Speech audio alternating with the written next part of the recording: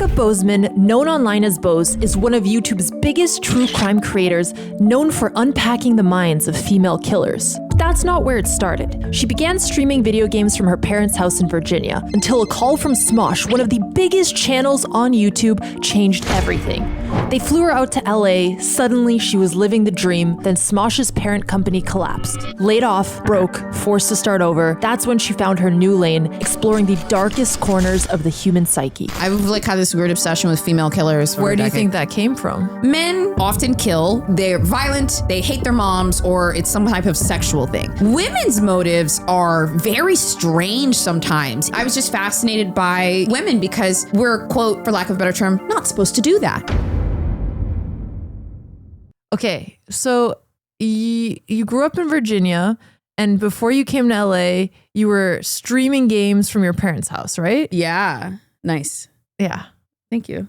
Oh, nice for you or for I mean, for me it's nice that you look like you looked. Like I could have just showed up and we could have talked, but you were like, I'm oh yeah, no. We wanted to dive deep. Okay, so I was curious, like, were there any particular things about your childhood that like really shaped you into the person you are now? Yes. Any that you want to share? Let's see, things that made me. I always played a lot of video games when I was a kid. I've told this story before, but my grandpa was a thrift store like psycho, and he would go to the thrift store every single day. And if he didn't go in the mornings, he would be worried that he wouldn't get one of the things. We're from a very small town. And he would travel all the way over to like the city to go to the thrift store. And whenever he saw a gaming console that we didn't have in the house, he would just buy it. Didn't know what it was. So when I was a kid, I had a Sega Saturn, a Sega Genesis, an old school Nintendo, and they were all hooked up to these weird little computer monitors. That's awesome. Yeah. And I would take the little yellow and white plugs, you know what I mean? Mm-hmm. And I would switch it out based on which one I wanted to play. But I was always playing video games by myself. So as an adult, I just kept playing video games and I started streaming. When did you start streaming? I started streaming 10 years ago. Oh, wow. Before you did Smosh 2015. games? Yeah. Maybe they found me from streaming. Oh, yeah. wow. And then they brought her over to LA. So you started on Twitch. Mm-hmm. What was Twitch like that long ago? Oh my God. Like must be in the golden age. Twitch was 10 years ago. Oh my God. Twitch was such a strange place. We all made money off of donations. And there just were, and I mean, honestly, people were okay with really just watching the games for hours, and that's all we did. It was a lot simpler then. Yeah, there wasn't as many collaborations. You just people browse different games to like find people. And were you thinking you're going to do that forever? No, never. But I used to be a Hooters girl, so it was very easy for me to be a titty streamer. I don't care. I'm a Hooters girl for life. Like I'll wear something risque. Wait, what was in a it second. like working at Hooters? It was the American dream. I have this weird allegiance to Hooters where like if I see a Hooters, like my brain and body go like the mothership, and like I have to go. My favorite outfit of her boyfriend's is when he dressed up as a Hooters girl, and because he lost this bet and he had to wear it until he got $20 in donations from the public. It was hard work. Cultural appropriation as a bet. Oh yeah, I'm just kidding. Exactly. Dude, yeah. That's their sense of humor. I was a titty streamer. Well, okay. Wait, how much would you make in donation? Sorry. No, go ahead. Not a whole lot. I think you make a good amount of money. Like you'd make a couple $1,000s in a year, right? Mm-hmm. And like when you're living at your parents' house, you make it work. Yeah. I really my only bills were my cell phone and my internet, and my car was paid off, so I didn't have to make a whole lot. You just keep going until you figure it out. But then I got picked up by Smosh. They literally found me on Twitch. And they called me and they were like, do you want to move out to LA and play video games? And I said, book the fucking ticket. Like, put me on the plane.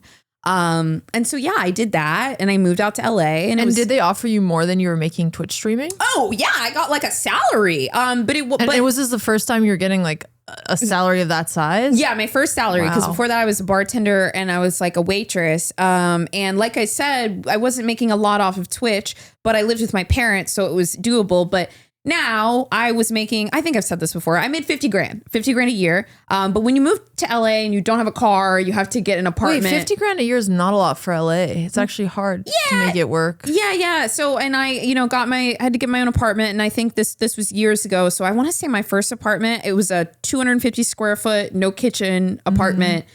And I think it was like $1,900 a month or something. I still say to this day that was the coolest job I ever have had. Well, no, my job now is the coolest job.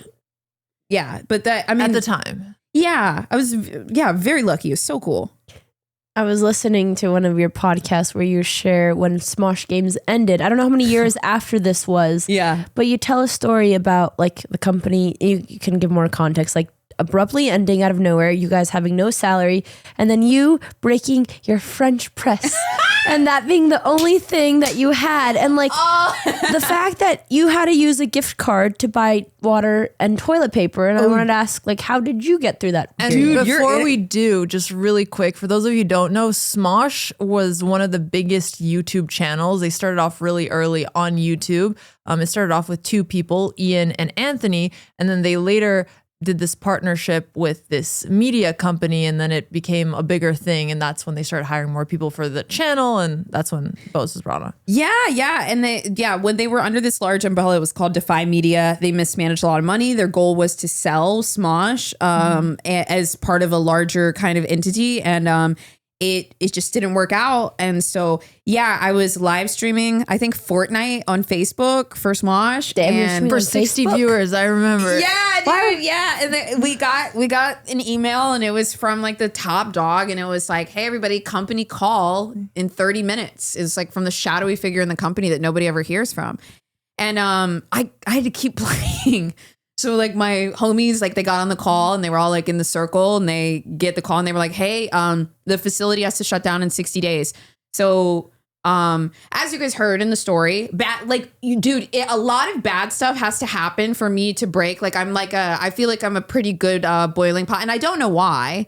You are really good at dealing with shitty things. I try, but that shouldn't be a trait, right? It's just, it is. It is a trait. It's grit. It's really important. I try, but yeah, so they said we had 60 days, and I remember going home and calculating salary wise, okay, this is how much money I'll have, but how am I going to get a job? Because my resume says that I play video games for a living. Were you panicking, or you were calm headed throughout this?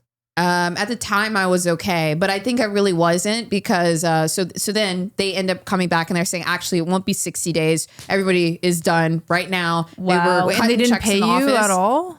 Not for the rest of the period. I got the ending of the paycheck that day. Wow. So I was left with a video game resume in God. LA. And, I had a bigger apartment at this time, and it was all very abrupt. So, and I was looking for work. I didn't know what to do. I had a little experience in marketing and social media. And so I thought like maybe that, and I was on unemployment. And I remember every day I would just make my coffee, and then I would go look at the job postings, and I was just going to like figure it out. And then, so then there was one day. Made me so sad. Really? But sorry, continue. It was like my breaking point. I got up one morning, and it was just every day. Okay, get up, look at the jobs, do your best, budget with the food. And God, yeah, I do feel sad for myself then. Cause I was, we'll do 2 meals a day. Everybody's been there, that kind of shit. And Wait, so you like had to budget to the point you got to cut to 2 meals a day? I had to do guest spots for gift cards so that I could buy toilet paper. Yeah. Wow. Yeah. It was. No, I don't know how you didn't lose your marbles during this period. Like when you were telling it was like you just kept pushing, kept looking for work every day. Yeah, because I feel like that's life. Yeah. And so I guess I didn't realize how much it affected me, because finally one day, like I think I was just like a little anxious, and I dropped my French press, and it just shattered. And like in that moment, that was like the one thing holding everything together for me, that I had a bit of routine to wake up every day and make the coffee, and it shattered, and I couldn't buy a new one. I didn't have the money to buy a new one, and I just like broke down, and my mom immediately sent me a new French press. Aww. And I was like, we will continue with the routine. And then eventually I found a job at a law firm in marketing. Yeah. And did you have marketing background, or it was mostly just from doing content? I had a bit of marketing experience, but I just understood marketing. So I was able to talk my way into the job a bit. And yeah, I did that for a year, and it was a very low paying marketing job. Some days they could not make payroll. And in order to like stay at the company, I'd be like, okay, you guys can pay me late, because I just wanted to, and then I used my experience at that job to propel myself to Live Nation. And then I worked there in marketing, which is so fucking that's cool. Yeah. So I went from gaming to baby marketing job to like, I think I made a pretty good leap. And were you Twitch streaming during this for fun, or where did that come in? A little bit, but I didn't have time. Like I was working. When did you have time to pursue your own content again? I was at Live Nation and I started seeing how much money the fucking internet people were making. And I said, I gotta get back in the game. And Live Nation works with creators or musicians? Yeah, I was putting a lot of, I was doing a lot of creator musicians. tours. So I actually did Smosh's tour. I did Cody Ko's tour, like back in the day. Oh, I okay. did, so any YouTuber, almost any YouTuber around that era, right before COVID that went on tour, I probably did their tour. Okay, cool. Wow. Yeah. Okay, so then when did you get inspired to go into YouTube and make your own channel again? This is kind of funny. So I always used to do a little bit of true crime on Twitch. I would like lose a game of League and then I'd be like, you guys want to hear a murder story? And then I would And tell did you just have those in your back pocket, or like why did you know them so well? Yeah, I've like had this weird obsession with female killers for like Okay. well over Where a do you decade. think that came from? Because And there's so few female killers. How no, many? there's a lot. Wait, no, but as a percentage, right? No, there's a lot of female killers. I think the thing is societally we expect a man to be violent, to kill, to be a Yeah. serial killer or something, you know. And what I found, and I say this all the time, but truly, if you look at the cases, you will see this. Men often kill for they're violent, they hate their moms, or it's some type of sexual thing. Women's motives are very strange sometimes. Envy, jealousy, identity issues, sometimes pregnancy. They want somebody's baby, killing for jealousy, affairs, partners. The female killers are just, their motives are just so wildly complex. And I promise you, if you looked at 100 male killers and 100 female killers and you looked at their motivations, the men, it would be a very small pool of what they do. And I was just fascinated by, women because we're, quote, for lack of a better term, not supposed to do that. You're not supposed to kill. You're not supposed to be violent. And some women commit some of the most brutal, vicious murders that like I've ever seen. And I just keep wanting to know why. Wait, so what's the most like brutal murder that a woman's done? Oh God. Carla Faye Tucker. What did she do? This is I'm really scared. graphic. I can't do horror. Andrea, but I I'm really like horror. I love watching serial killer documentaries. I only watch It is a one. guilty pleasure. I don't know why I like it, and maybe we'll dig into that later, but I would love to hear, what did she do? I'll try to make it short. But Andrea, also, you plug your ears. No, I I want to like know. that you said horror because I tell true crime stories, but we're actually starting a fictional horror podcast where I'm creating these terrifying female characters just based off of, I've been doing this for so long that I can just make a little monster. And so I'm excited about that show. It's called Nightmare Complex. I'm gonna love that. Horror is awesome. So fun. So Carla Faye Tucker is she was a drug addict that just got mixed up with these guys. And, sometimes there are women that become kind of the masculine leader in the group, and all the guys, they admire how ruthless she is. And so it's very Interesting. rare to see a woman be the top dog in a gang. And Carla was she was up there, and she was nasty. Carla was real nasty. So one day she and one of her buddies, they broke into this guy's house. Carla said that he owed her some money, and they took a pickaxe and they killed him. Andrea, relax. They killed him with the pickaxe. And then when Carla kept doing it, this is going to be very graphic. This is why I said Carla is an insane I don't person. know if we should be getting into this. I don't think we should be getting into Let's this. get into it. Oh, then I definitely shouldn't say the next part. No, please say the next part. No, it's okay. Go on. okay. I think about these things like for an hour before I go to bed. Well, Carla made the Seriously. press because she claimed that she was aroused during the murder. And then afterwards, when they finished killing the man and she said that God. this was doing something for her, they saw Jesus. that there was a woman hiding underneath the covers no. because that guy was having an affair with another woman and Oh, she was no. there that night. And so they also murdered her with the pickaxe. And then afterwards, Carla went on this massive press tour. She was kind of pretty. How does she go on a press tour? How What do did you mean she- she's yeah. doing public things? Yeah, because in the 70s and 80s, the people were so fascinated by murderers that they gave them platforms and That's scary insane. names. Like Wow. the Night Stalker. Wait, so she was and- kind of a celebrity killer? But why wasn't she in Jesus. jail? She was in jail, but they were giving her interviews. Oh, And wow. you know what she said in her interview? What? I'm a Christian now. I'm a Christian and I'm sorry that I sexually pleasured myself while I murdered somebody with a pickaxe. And people were like, oh, well, she's a Christian. Maybe you shouldn't kill her. She's crazy. Yeah.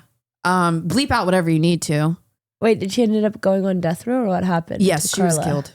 Oh. Yeah. And there's so much, like, that's like. I mean, she could have become a Christian. Maybe she read the Bible. I'm just playing devil's advocate. Yeah, no. I don't believe it, but I mean, she murdered somebody. No, with a pickaxe, yeah. I don't think she was a Christian. Yeah. It's interesting when there's male serial killers in prison. They get so many love letters from women for whatever reason, like Ted Bundy. I'm wondering if it happened to her as well. Of course. That's called hybristophilia. And define that? Hybristophilia is to be in love with a murderer or a highly dangerous person. I've done a lot of looking into hybristophilia. What I found is that a lot of women that love murderers or dangerous men, they had a parent that was dangerous or sadistic in nature or violent. And they're looking for somebody that can protect them from this man that essentially hurt them. So they look for a more violent man that they can essentially control. And they also love when he's in jail because there's no insecurity of like, are you going to cheat on me? Are you going to leave me? You're stuck there and I love you. And also I control you. And also now your violence is an extension of me and my power. So it's also though, because they know that he couldn't actually hurt them because he's in jail. Yes. Interesting. What did you think about the fascination with Luigi Mangione? I think that it's normal. It happens all the time. And also, it's in my opinion, it's a bit different than when people are just obsessed with like a Ted Bundy. Cause like, what a fucking weirdo. Yeah. That guy was a weird motherfucker.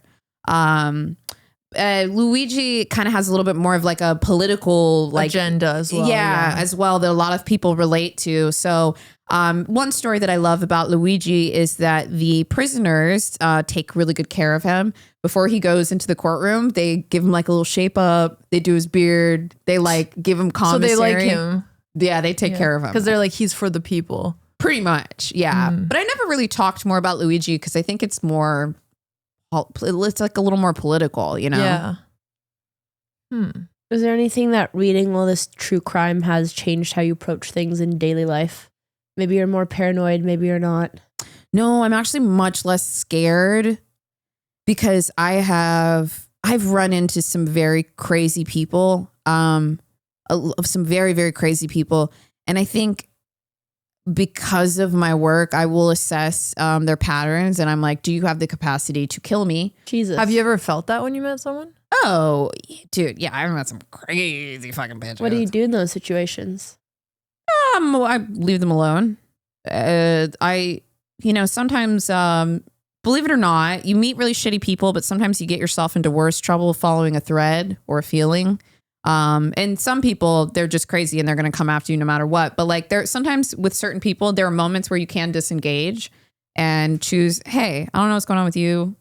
Go over there. I'll be over here. Thank you. Goodbye. You know? And also some people, some of the most toxic people, they're doing it because they want a dopamine hit and they want to feel something. Yep. And if you're not letting them feel anything, they kind of just move on. So why do you think that people have such an interest in true crime? It's always, one of the most watched genres on YouTube. It's some of the most listened to podcasts in the top 10 are true crime. What do you think draws people to that? I think that people like nonfiction a lot because some people have a trait where they're afraid of feeling like they're wasting their time. And it's difficult for them to get into lore and fiction and whatnot. But all people need entertainment and storytelling in some sense. So a lot of times there's some people that like true crime because they believe they're educating themselves on the world. And so to listen to these stories doesn't feel like a waste of time. I think that there's also people that this is kind of a far one, but it is true. True crime creates a bit of an unsettling feeling. And some people grew up living in an unsettling feeling in their homes. And so to recreate that in a controlled way where you can just press stop at any point is quite comforting to some. And so some people choose horror movies. Some people choose true crime. There's a lot of reasons. I think for me, I've always been fascinated with human psychology, and it is such an extreme of human psychology. Of course. It's like, how can you, it teaches you how to understand evil a little bit. That's why I think I got into it. And that's, of course, like one of the main things, right? We want to understand the world around us. And that's another point too. Sometimes, I believe for most people, their greatest traumas come from other human beings. And when you can't understand that as a child, you just go into, I need to understand humans because maybe I will understand what happened to me. And it's kind of unconscious. But then when you get into it, it's so fascinating, right? How many times do these stories have a background where it's like, oh, this was built out of some trauma or something, or if versus just being pure evil? Always 100% built out of trauma. That's what I go through in Sinister. That's my show on female killers. It's a podcast. And I actually stopped doing it for a bit because some of their backgrounds are so horrifying that I found that the audience would sometimes have trouble separating that from the crime that they committed. They would feel so terrible for the child that, was in the background. But that's why I tell the stories, because my goal is, that, if people see any of these qualities or traumas or things that happen to them, that you can understand you could go down this path. What happened to you is bad. Like, a lot of people don't realize that something that happened to them was bad, because when it happened, the people around them were in some way responsible or could have done something. So all they can do to that child is just flatline them and try to make them get over it. And so it's very cathartic when years later they maybe hear through a true crime story, or even just a friend tells them what happened to you was bad. Yeah. Anyway, I'm sorry. No, this is great. I'm interesting. curious what you've learned about human psychology from all of the true crime you've been digging into. Like, is there anything that you think maybe people don't think about? People don't think about. Well, I've gotten more comfortable with the fact that people can be bad. And I think that was very hard for me to believe for a long time. People, not to say I'm some saint or anything, but I was raised very Christian, and I was raised to believe in the best in people. And so I felt like I often would project, I wouldn't do that onto people, and it would get me into really bad situations because I couldn't fathom some people doing certain things to people, or saying things, or feeling even certain ways. I couldn't understand it. And by exploring these cases, I'm able to understand a lens outside of my own. And some people are really bad. Yeah, no, I have trouble with that too. And I feel like sometimes I'm really naive and I assume there's only good in the world. I'm like, there's no way that you could think that. Like, I just can't wrap my head around it. And yeah, they do. It's quite terrifying. Andrea, why do you not look into any serial killer documentaries, stuff like that? Does it just spook you too much? I definitely do. And I also wanted to ask Boze if it's true that women are more into true crime than men. Oh, yeah, for sure. Does that make sense? Yeah. And I'm not sure. And what's funny is I feel like true crime gives guys like the heebie-jeebies, like, for sure. I really like it. And when my boyfriend sees me watching, he's like, this is just a woman thing. Like, you and my mom, like what is women's obsession with it? And kind of how you were explaining why people get into it. It's like, well, in your head, you're justifying it as productive because you're like, oh, it's educating you in some sense. There was one night I got a new YouTube account and I clicked on one video. It was really interesting. It was a girl interviewing a policeman who had to deal with a murder. And then I started watching a video about the top incarceration system in, El Salvador? And oh, that's right. That was jail crazy. is fucking crazy. Well, yeah. I think everybody is curious about the human conditioned extreme personalities. I also, I don't know if you know, I also have a body cam channel and I watch a lot of. I saw a little bit of the body cam stuff is even crazier because it's like, I mean, I guess all of it is real, but that one even feels a little bit more like, oh, this person could be a normal person in society and just like getting away with things that could be normal. It breaks my brain when somebody looks like a person you would know and they've just done something like. And I think that's why we're so interested in it, because it's like, oh, this could be a normal person that like you go buy your bread from at the store. And maybe that's just like, you know, my own paranoia and stuff. But obviously I do think I'm interested, but yeah, it's almost our bias of like, well, that's not what evil is supposed to look like, and evil looks like anything, right? As far as the incarceration system, I mostly am curious once again about female prisons. It's different. It's totally different hierarchy, or just world. Do you guys know about the Idaho murders, Brian Kohberger, who killed the 4 students, the college students in their dorm? No. Huge case. Very, very huge. So this guy is in prison, literal psychopath, big time weirdo.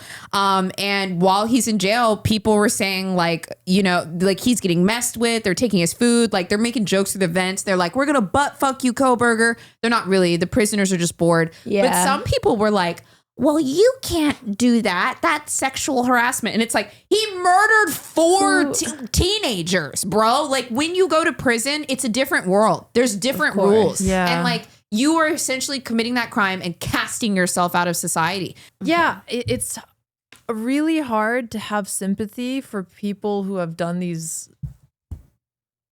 horrible, horrible things to other people. Which I actually want to go back to the El Salvador prison really quick. Yeah. So the El Salvador prison, obviously they used to have one of the highest per murder capitas in the world. And then, you know, their new leader came in and put everybody in these like jail.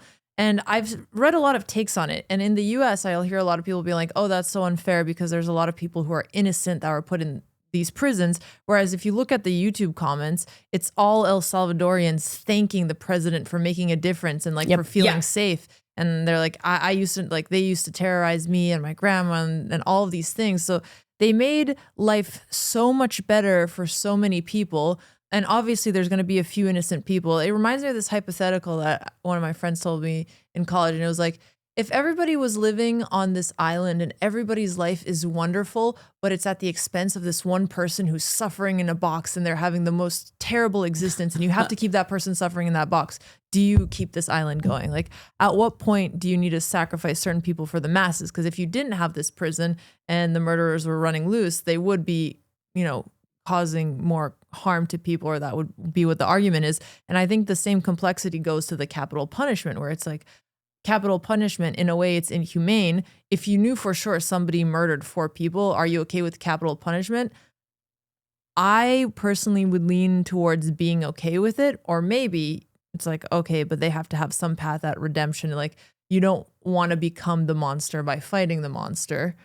At the same time, I also wonder about like, how much does it cost to do capital punishment and things like that? Because you're keeping people alive for a very long time. But capital punishment is also horrific because sometimes you do end up killing innocent people. So like, how do you balance having a system where there's always going to be some innocent people that get hurt, but what's the alternative? Well, listen, this is what I say. This is what the legislators, this is what those fucking people are for. They got all the numbers, they got all the history, they got all the information. To make a decision like that, you have to have a wealth of information and experience. And part of that experience is not just looking at spreadsheets or internet history. It is talking to the people that are affected and looking into the eyes of somebody that was affected by somebody you did or did not put away. That is one of the most pivotal experiences. I say this all the time with like people that study psychology. You can do your 8-year program. You can read every book until you have sat down for 300 hours and talked to people with multiple, like with different personality disorders. Unless you've met people with PTSD, you've met people with like OCD and like really, and not just met OCD people, not 6 months. You need to spend 5 years with an OCD person. Then you fucking know what you're doing. So like, these are crazy decisions. And to your point about what people will say, you will only get an honest answer about those kind of questions behind closed doors. You're not going to get them on the internet because most of the time, a tweet, a TikTok comment, a YouTube comment is really an opportunity for somebody to signal their own humility and have you contest it, right? So it's very easy for thousands, hundreds of thousands of people to type that in a comment section because in the moment, the person that is being humanized is the person that is behind the bars. And I understand that. Mm-hmm. They are, and a lot of them mean no harm, but they are looking at a human behind bars and they can't handle it. But now if you are to introduce the grandma that was terrorized and she is showing some emotion and now this person has to pick between the two looking here, they're going to go over here. Yeah. Well, what if we now introduced a third party that is this person, the XYZ, and now they get humanized? It is about who humanizes themselves the most in front of the internet. And that is the decision that you get. And then, sorry, to your point about what is the choice there, I'm like, leave it to the legislators. You guys figure it out. Like, for the El Salvadorian prison, what I like found so haunting is there was a video where they went in and they show like it's the worst condition. Like that's why everyone's so terrified of it. It's like terrible. Like they sleep on each other. They don't have a blanket. Like the food, like they get it in like a little dog bowl. Like it is a terrifying prison. And they're showing us, and it's like this is a top leader of a gang member. He murdered 20 families, but it's like here he's like, well, now for 20 years he's been attending their Bible studies, and like now he like you see in their eyes like, okay, they regret it. They're obviously like when you know their deed, it doesn't justify, but it's always like that. You feel so much sad. Like you almost feel bad for them, but at the same time, it's like, oh, you know that they deserve that. And it's hard when it's like someone like that, I believe, of course, should be punished for the rest of their life. But yeah, it's just such a hard human decision. Exactly. And that is why personally, I feel like you shouldn't be exposed to that or have to make that decision. Or like if your brain is like, unless you want to go into the government and solve that problem and get into that, then I personally believe that everybody has their causes and issues that they're passionate about. And like, if that calls to you, then you will go into it full send and fix it. But to ask an everyday person, an everyday human, what do you think about this man in a cage? We're all going to cry for him, right? That's fair. Especially if it's like, oh, he's reforming, he's trying to change. And you could tell me all the stories in the world. And then, you know, we go back to, oh, by the way, well, what was the crime? I don't know if you guys heard about. There were these two girls recently that they picked them up. They made them do some stuff, and then they shot them on Instagram Live. Jesus Christ. Know, and like this wasn't in the US; it was somewhere else. And like you don't know how bad some of the crimes are, or like people would take your body parts off. No, I know. Yeah, I can't. But I would never ask you to not be human in that moment, and I need you to condemn them. Like I'm okay with if you need to look away, look away. That's how I feel. Is that fucked up? So I was talking to one of my friends yesterday, and wait, you didn't say if that was fucked up. Well, I'm going to answer in a longer way. No, I mean, I think this is what happens to empathetic people. Like they really try to understand, and it's like hard for them to look at these horrible things. But anyway, he's somebody who's done a lot of activism, and he was talking about how can you still stay like a moral and pure person, like if you have to do a really hard task of, let's say, like killing someone who's done horrible things. Ugh. Yeah. So like we were talking about a hypothetical. We had just listened to the Joe Rogan podcast where he's interviewing the North Korean defector, and she talks about all the horrors in North Korea. And it's like, imagine that you were sitting next to Kim Jong-un, and you had the power to kill him, and like you would get away with it. Would you do it? It's like, is killing a bad person actually a good act to do? And the other thing that he said is that the problem with evil is that they are very well organized, whereas love and peace isn't. It's just organized. So like everybody who's good is like, oh, positive love here and there, but then you don't act on it. Whereas evil does. And it does make me think, like, is inaction in and of itself and turning a blind eye actually also immoral, even if like you're a good person and you're trying to protect yourself? Yeah, I think the reason I come to that conclusion is because early on, I would tell certain stories, and I would get very frustrated sometimes trying to tell people like, no, this is bad. You have to condemn this. Mm-hmm. Like, this is objectively bad. I have laid it out A to Z why it is bad. And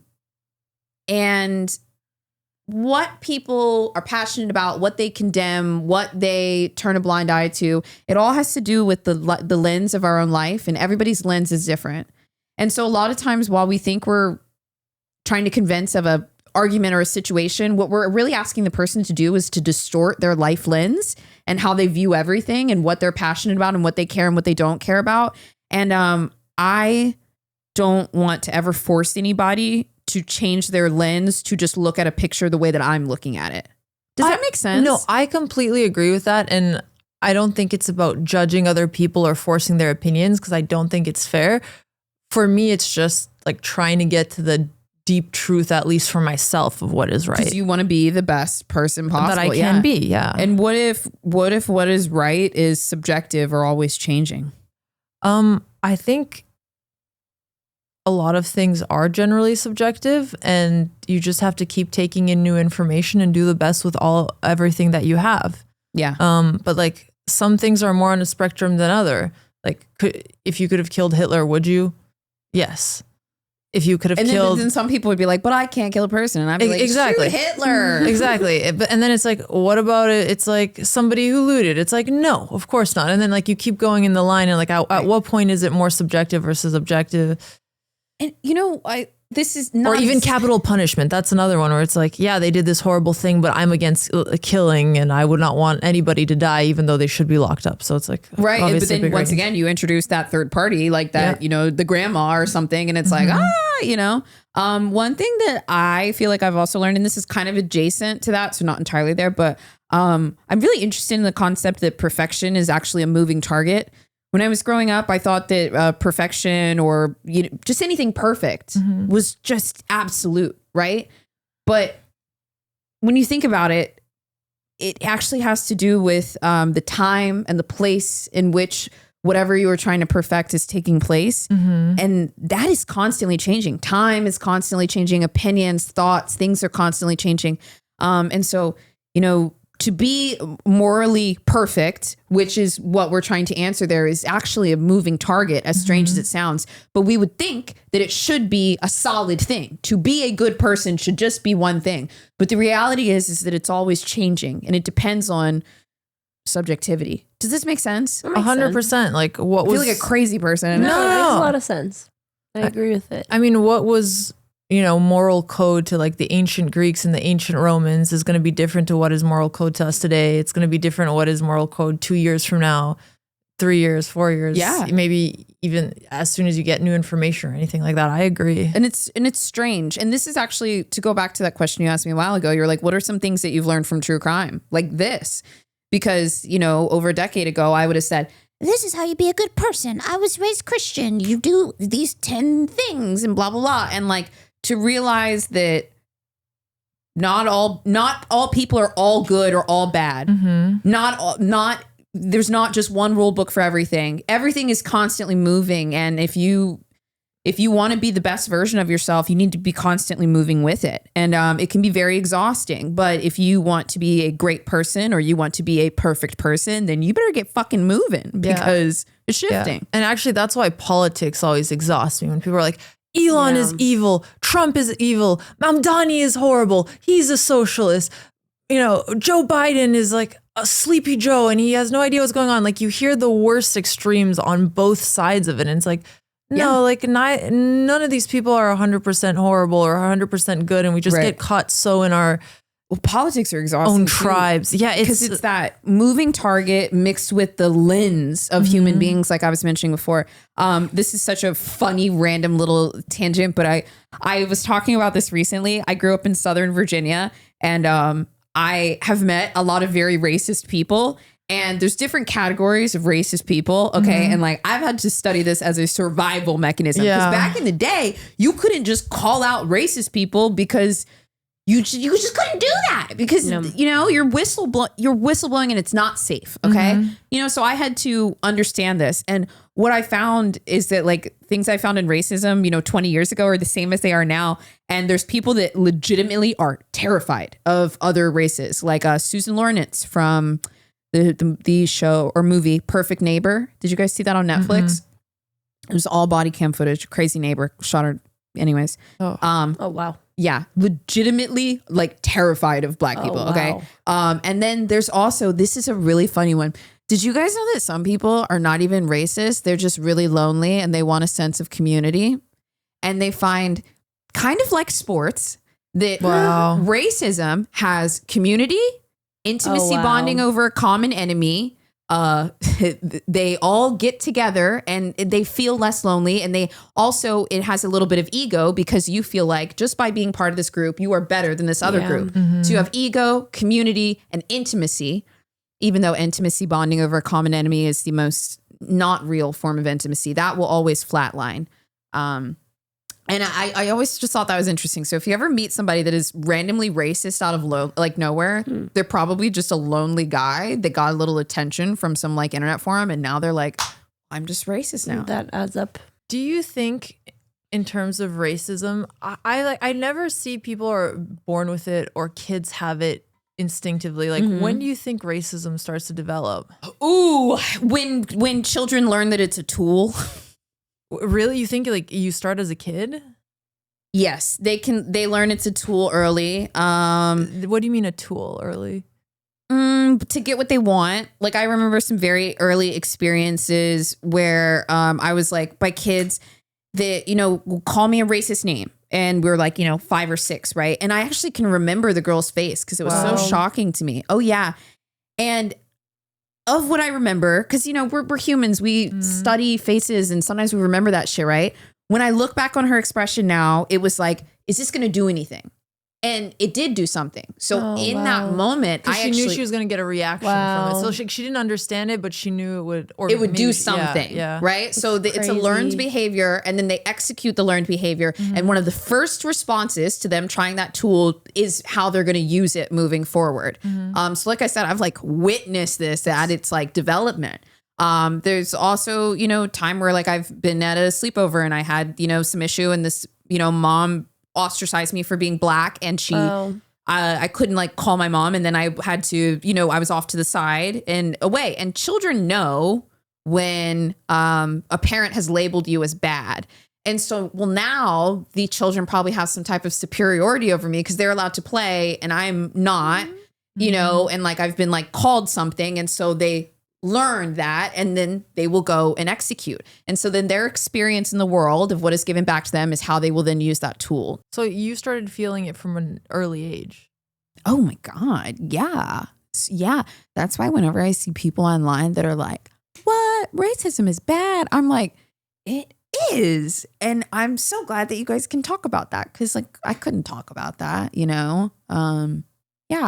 It's very, like we said, perfection is a moving target. Morals are a moving target. Everything's always changing, Yeah. Do you feel like it's gotten better or worse? Oh, it's gotten better. It's definitely gotten better because people are like aware, like race isn't bad. But when I was growing up, like I don't even know if I like want to say it, but yeah, when I was growing up, like it wasn't good. It wasn't good. And you learn to, and maybe that's another reason why I'm able to take so much, because you just take stuff and you keep moving, and eventually, this is going to sound corny, but it's true, but life gets really beautiful. And like nothing's ever all that bad. That's what I think. You seem to have a really good perspective despite whatever happens towards life. Did you always have that, or how did you cultivate it? I think that when I'm sad, I have always let myself be sad, whether it's weeks, whether it's months. And then there's always a point where I decide that I don't want to be sad anymore and I want to strive for some type of happiness. And when I try to be happy, it has always worked. And so I've always learned that like no matter how bad things are, it will always get a little bit better. Where do you think you learned that approach from? Or is it just something you learned over time? I was just tired of being sad. I was like, let's fucking do something. Let's do something fun, Also, I'm totally like a dopamine head, adrenaline head. So sometimes I'm like, ooh, piece of candy. And then I will go that direction. And I'm like, then you'll suffer. Yeah. Like you'll get out of it. I mean, what do you guys do when you're sad? I get pretty mopey sometimes, but I'm really working on it. My biggest thing is I just go for a walk, like a long walk, and it usually clears my head. That's something that brings me a lot of joy. I love that. Yeah. Yeah. What do you do? I liked what you said, that you just let yourself be. It sounded like, sorry, guys, the reason I haven't been talking is because my throat hurts so bad, and so does my head. But for me to learn the lesson to kind of let yourself, to process the emotions, I feel like is a conclusion people come to from therapy or from other people kind of guiding them. And that's how I got to those conclusions. For me, the way I'd process would often be like music, or maybe numbing my emotions and doing a lot more dopamine activities that I don't do anymore. Yeah. But I was like, I thought it came from a sense of therapy. So that's why I asked the question. Yeah. Oh yeah. A lot of therapy too. Oh yeah. Dude, my therapist is the fucking best. She saved you from I can't imagine the stories. Doctor. Wait, what is that? I can't believe you listened to that. Yeah. Wait, what is that story? Boze had this crazy doctor. She had a mole on her arm that I guess had melanoma. I don't know. I don't really trust that doctor. Yeah, you want to see? I still have the scar. Oh wow, it's getting better. Yeah. I've had and some injections. in it. Melanoma is. It's an Skin aggressive cancer. skin Oh my cancer. God. Oh, in a mole. Yeah. Wow. Yeah. Okay, But continue. anyway, she went to this doctor who was really crazy and kept trying to upsell her and was like, "You have to come back tomorrow," and all these things. And like, Dude, really it's like dug the into car. her. How you are getting That's what I'm you're saying. attracting this.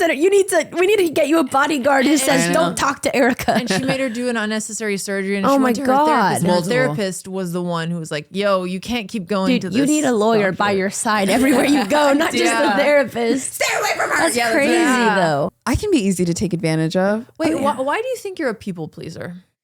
Because I want you to be happy. Because if you're happy, then you will leave me alone. Do you think that came from your childhood? Yeah. If they're happy, then I'm safe.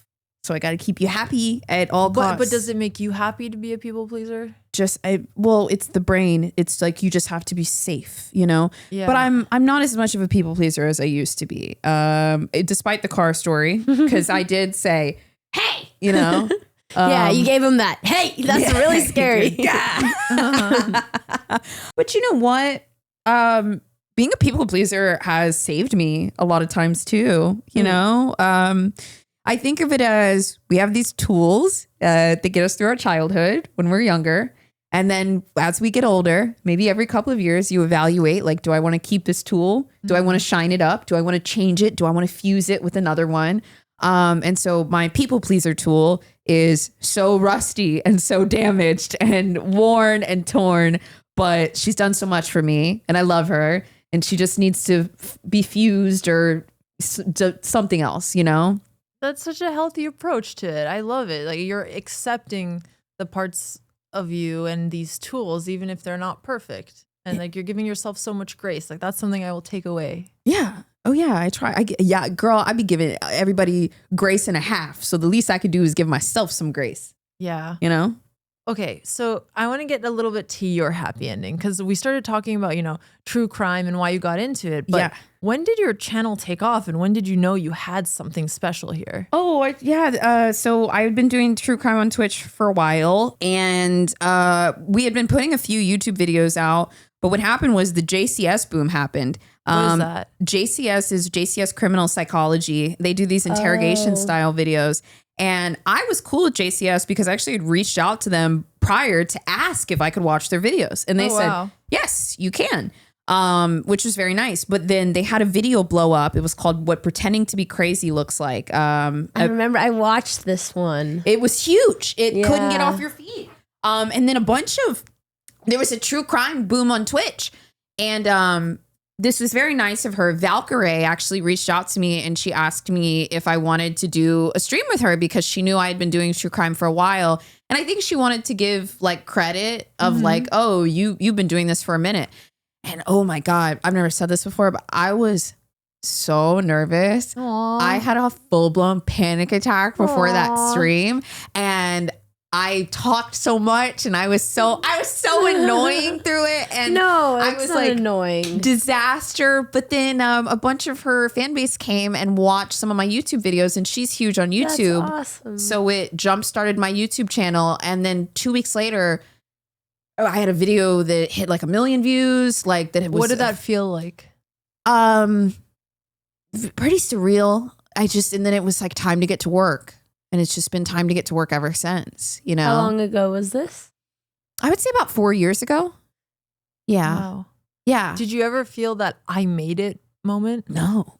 What about Really? now? No. Your channel is huge. Like you're one. I mean, I don't know that much true crime, but I see it on my feed. But when it comes to like face personalities who cover true crime, you're the only one that I've seen when I was looking at it. No, you're so nice. Like it's a huge accomplishment. I got into a true crime museum, which is cool. I'm in the Alcatraz East True Crime Museum next to God. Ted Bundy's beetle. Oh my God.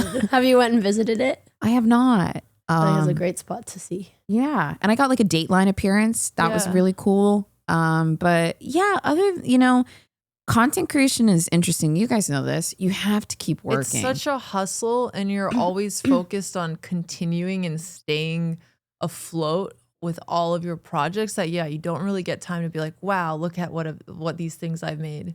Because you're too busy focusing on the next target. Exactly. And if you do, you're going to fall off and die, And also, I love what I do. I love it. Like, I have my days, which I'm sure you guys do, where I'm like, kill me. But most of the time I'm like, oh, I do have the best job ever. Okay, so where do you want to go from here with content? I'm really excited to work on the horror stuff. I've just done so much true crime, and I feel like I know how to make a really terrifying character. Because the first couple episodes of the show that we have, they're sick, and I have a really awesome team of writers. Most of what I do day to day is like running my company. I don't really talk about this that much, but like I have like 15 employees. Oh, wow. Yeah. And like, it was really tough because like for a minute I canceled my true crime show Sinister because I was like, I don't like doing ads on Sinister. I don't like doing because it's true crime, And I stopped doing Sinister. And then I haven't talked about this at all, but people lost their jobs. And I immediately was like, oh, no, I'll find work for this person and I'll find work for this person. And then I was paying people, even though they weren't like working on the show at the time, because I was like, let me give you something in the interim because like, and we didn't cut no notice. Like we gave it a couple weeks trail off. But and I really thought that I would find them stuff. And of course, I have talented people that work with me, but like it's hard when you in something for what I would perceive as my own selfishness. I don't want to put these ads on here. I don't like the way this business works or whatever. And then people you really care about are like, hey, that was hard. And that's that's part being like a business owner too. That's what it's like with content nowadays, because you're not just a creator of the product, but you're also managing this team of people because it's the only way to grow. If I don't get on camera, people don't get paid. And and I love what I do, and I'm happy to have the responsibility to my team. And I love what I do, and I'm happy to have that responsibility. Like one of my staff that is like a lead person, they just had a baby. And like if I take time off and like we're not putting out videos, I will just be like, here's some fucking money, like need you to like chill, be here. I fucking love my people. I love working hard for myself, for my audience, for my people. And it is a strange turn when you realize if you cancel an arm or you drop something, people aren't there anymore. I don't even know what to say about that, but that's something that I've experienced and dealt with. And I brought the show back. Oh, wow. But and that's not the people pleaser. That is I needed a minute of downtime and I needed to restructure. Yeah. And when you're doing a weekly show, you can't restructure. Nope. You have to be on top of things all the time. How long do you think you'll be able to keep up with it? And at some point, do you ever have a plan to like scale it where it's not you on camera every time? Or where it's somebody running the team so you don't have to. I mean, Smosh Games brought you guys in, like you guys were just an extension of them. But I mean, I didn't even know you have a company of 15 people. Yeah, and they're just a bunch of badasses. No, I'm okay with hosting for now. And I do have some plans for the future if certain things take off. But right now, my job is being on camera and running the company. And I've always really enjoyed running businesses. I love working. I love coming up with creative ideas. And it is a lot of work, but I believe if you build the right system, things can be quite efficient. Like a lot of people were surprised to find out I only stream 3 times a month. Oh, really? Yeah. I didn't know that either. I only stream three Mondays a month. I take 1 Monday off and I only do 3. And most of my main channel videos and my body stream. Cam. Yeah. Oh, that's awesome. It's really efficient. Yeah. So I do the Monday really stream. Cool. We chop that up and we distribute it across multiple channels. And then maybe Wednesday and Friday, I'll do offline filming for podcasts. And then I run the business like, Tuesday, Thursday. And that's kind of my week. And do you have time to take care of yourself as well? Yeah, I'd be chilling hard. I just got back from Tokyo last week. I just went to Tokyo for like 5 days. Gosh. We're going to go for the first time in March. If you have any recs for us. Go to Kyoto, please. Take the train down to Kyoto. We're only going to have time to do Tokyo and then Korea. Okay. But we'll go back, I'm sure. Tokyo's great. What do you do in Kyoto? You chill hard. chill mega hard. so excited. I'm more excited about nature than cities. Like I've had this huge shift where I just want to be in nature. I want chill. I want peace. I want just time to be with myself and with my friends, and don't need nightclubs or like fancy restaurants or anything like that. So Kyoto is probably more my vibe. Same. I've been you'll have to come over and make some perfumes sometimes. Ooh, I went to olfaction school, so I have a whole chemical perfume set. I don't know when you had time to squeeze that in also, but dude, that's when I'm chilling. Or like today I was like pressing some flowers. You like nature stuff. Oh, that's so nice. Yeah, I dry a lot of like herbs and flowers and things, and I use them as like aromatics for the perfume. I feel like you would like that. Oh, for sure. Yeah, we should do that. We can do that. No, that sounds like a super great fun. activity. Yeah. We're just talking about some girl night activities. I want to switch topics a little bit because I really liked your take on this. So you had a podcast episode where you were talking about AI, and you said something that I really liked, which was, this is the first time we're doing data collection on human thoughts. Damn, you went in. Yeah. Oh, yeah. Can you expand on that? If you guys are enjoying this conversation, the rest of it goes on our Patreon. So go on the link in the description below. We also have a Discord. We read your guys' thoughts and feedback on guests, and we have a lot more fun conversations. So come join the Patreon down below.